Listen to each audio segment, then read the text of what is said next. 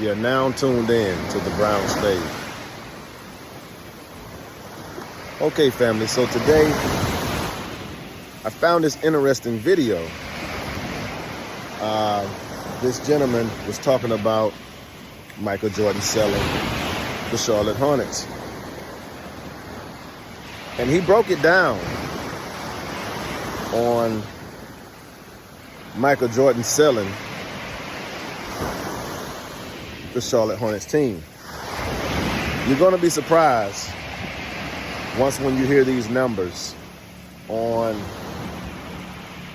how much he's really worth versus how much he could have made. But most importantly in this video, it was about how much that he lost.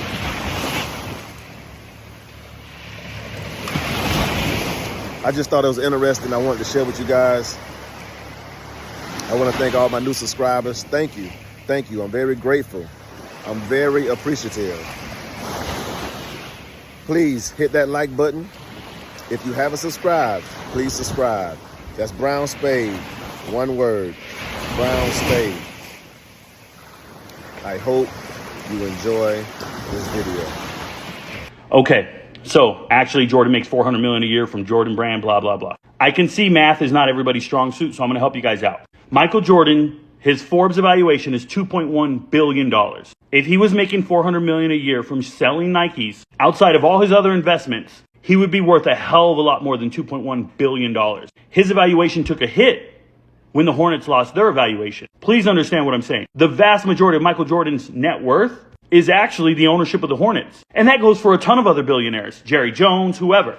So let's just say Michael Jordan owns 66% of the Hornets. For easy math, that's 2/3 of the Hornets. They're selling for $3 billion. He's getting $2 billion, right? So $2 billion worth plus the $100 million from Nike, that's $2.1 billion. That's his evaluation. Now, enough of that math. Let's get real.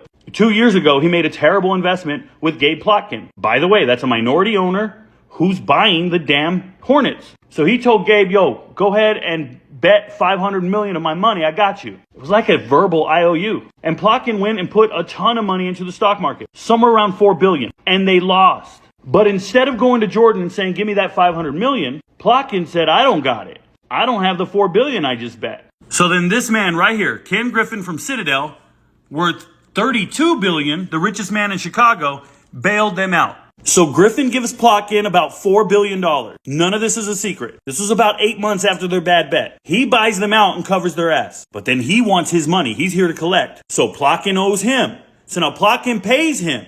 But now Jordan owes Plotkin. It's a trickle-down effect. And Jordan don't got the money. Jordan made a bad bet. So he's got to sell his team to cover the bet. So he's selling to the guy he owes the money to. He's selling to his bookie. Now here's the thing. Plotkin used to work for Griffin. These are two multi-billionaires from Chicago, and they just fleeced Jordan out of ownership. And they're taking his team from him. Jordan just lost his seat at the big kids table. He can go make his millions with Nike, and you guys can say what you want. But this is a man who got into a world he couldn't keep up in. The world of billionaires. And he lost out, and he's out of the game. They fleeced him, bruh.